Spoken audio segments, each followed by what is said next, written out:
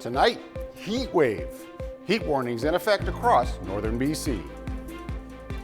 Backyard chickens. A Fort St. John councillor renews an old debate. And massive earthquake. A tsunami advisory for the west coast of British Columbia.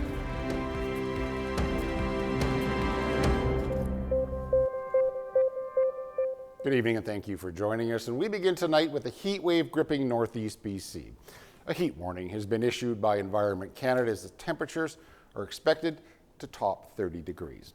Temperatures starting to soar Tuesday and are expected to last until at least Friday.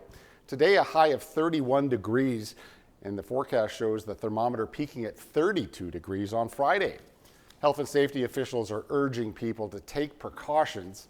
The City of Dawson Creek opening a cooling center at the Nawakin Centre, and in Fort St. John, those looking to get out of the heat are welcome at any municipal facility. WorkSafe BC saying employers are responsible for protecting their employees from heat stress, and you're being asked to check on family, friends, and neighbors who are at risk of high temperatures to make sure they have a cool space. The debate over backyard chickens is once again before Fort St. John City Council. City staff rebuffing Councillor Jim Lequier's motion, saying the SPCA is not equipped to care for injured or abandoned birds. Councillor Trevor Boland says it's not a black and white issue. Why are we dealing with this again and again?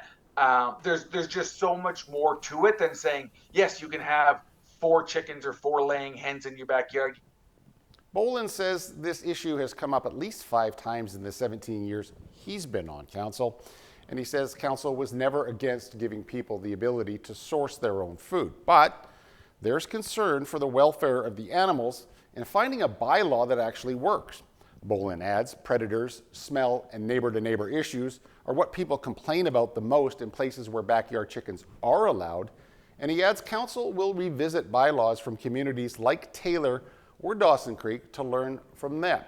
Lequier's motion would have to include an alternate care provider since the SPCA is no longer an option. It'll be presented before council in 2 weeks, and the whole process could take up to 2 months before a decision is made. One of the strongest earthquakes ever recorded sent tsunami warnings across the Pacific, including along the BC coast. The 8.8 magnitude quake hit last night in eastern Russia. CTV's Andrew Johnson has more. It started with shaking in eastern Russia, and within hours, one of the largest earthquakes in modern history triggered tsunami warnings and evacuations in more than 20 countries.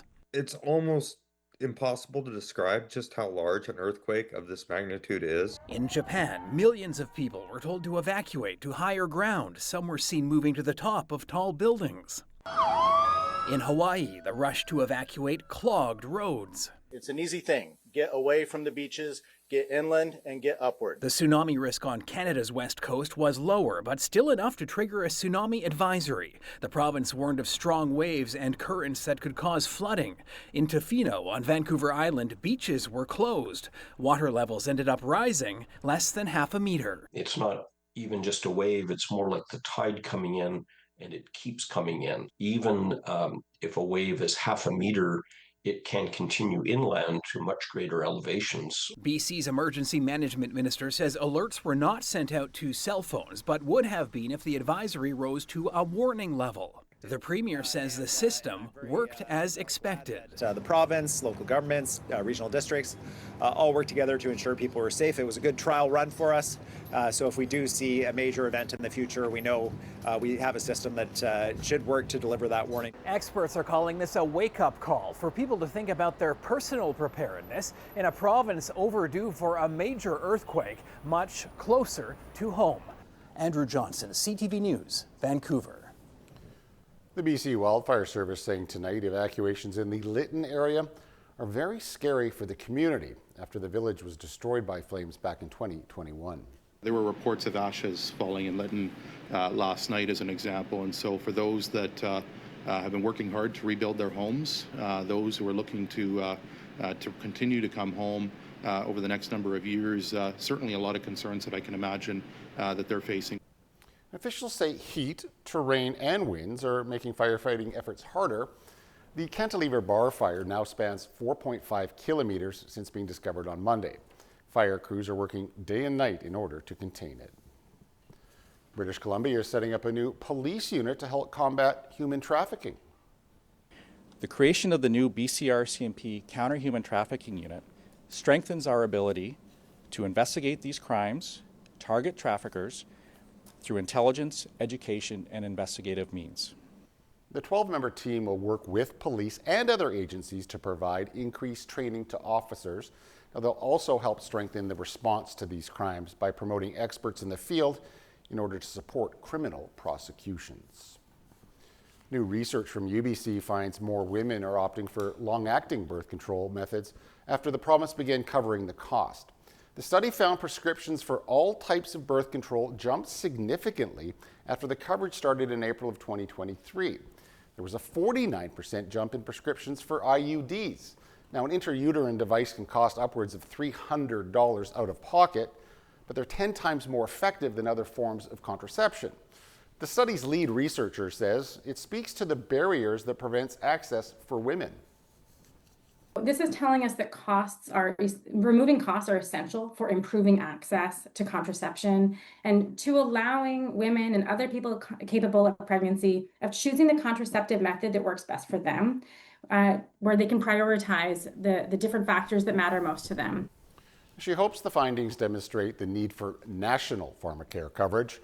Currently, only BC and Manitoba cover the costs of contraceptions.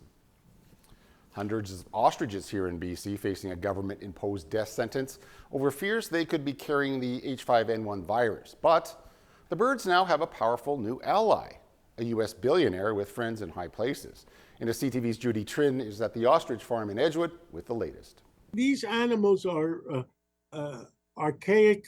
John Katzimatidis, an American billionaire and grocery titan, is pushing the Prime Minister for a stay of execution for nearly 400 big birds at the Universal Ostrich Farm. To slaughter them like a bunch of chickens, a bunch of poultry, it just horrified me. These ostriches are on death row, awaiting a ruling from the Federal Court of Appeal. To contain an avian flu outbreak at the farm last winter, the Canadian Food Inspection Agency ordered the surviving birds destroyed. The owners have been fighting the culling order in the courts for more than 7 months. We're more than probably about $500,000 into legal fees, and this is going to be a financial burden that our family will carry forward for years. Court documents show that the farm has a $620,000 contract with a Japanese scientist to use the birds for research. COVID-19 antigens are injected into the ostriches to see if antibodies are formed in the eggs they lay. The family has been crowdfunding to pay for their operations and legal fight. I will find out what was necessary, and I'll lobby some of my friends to write a check. Katzimatidis has enlisted friends in high places to pressure the Canadian government, including Donald Trump's health secretary, Robert F. Kennedy Jr. In a letter to the agriculture minister, RFK Jr. says Canada should work with the U.S. to study ostrich antibodies, while Dr. Mehmet Oz, responsible for U.S. Medicare, has offered to provide the birds sanctuary at his Florida ranch. But while these ostriches survived the avian flu, virologists say they may still carry the highly pathogenic H5N1 virus and have limited research value. These birds have really been out in nature. Their pens are outdoors. They've been exposed to a lot of different people. I would think that the scientific value of anything that we could find from them would be somewhat limited, just because we don't fully really know their history. The farm's appeal was heard on July 15th in a federal court in Ottawa. A decision is expected any day now. Judy Trin, CTV News. BC wine producers are accusing the Alberta government of playing hardball with what they call a tax grab. Ron Kubik of Lightning Rock Winery in Summerlin says sales from Alberta customers have dropped. He adds it's because of a new levy brought forward by the Alberta government this spring. Now, any bottle of wine that costs between $15 and $20 has a 5% rate applied against it. If it's between $20 and $25, a 10% tax is added, and any bottle more than $25 has a 15% added. That's on top of a flat tax of $4.11 added to every liter of wine sold in Alberta. Decided that in the wine business, we're going to punish small producers like myself, 3,200 cases a year. We're going to punish them, and we're going to punish Alberta wine drinkers who go, you know what, we don't mind buying Canadian. We know that it costs more in Canada to do business. Now, the province says the tax is meant to support the long-term viability of Alberta's liquor industry. Hudson's Bay is defending its decision to sell a number of its leases to a BC billionaire. A motion filed to the Ontario Supreme Court asked the court to give 25 of the store's leases to Ruby Liu. 15 of those leases are in Ontario, 5 in Alberta, and the other 5 here in BC. The group of leases will cost Liu about $69 million, minus the fees she's had to pay as condition of taking them on.